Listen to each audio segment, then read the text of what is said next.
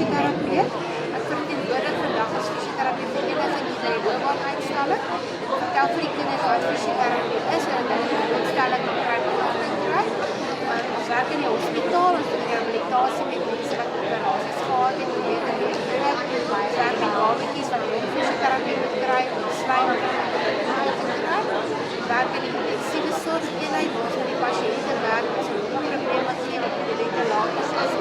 Ons hulle oefeninge doen as hulle bewusteloos is en dan vertel ek ook vir hulle ons in die praktyk doen waar ons met spesialiserings werk, rug- en nekprobleme werk, stabilisering, machine op die spiere, ons doen oefeninge vir die mense, ons draai die en kyk op hulle en dan ook wat hulle weet wat se vakke om te neem.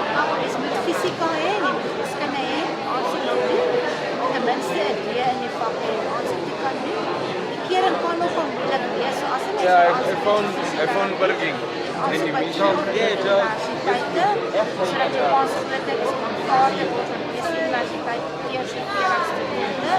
Dit is 'n baie lekker manier om met ons fisies werk, jy werk met mense, soos jy nou van hou met mense.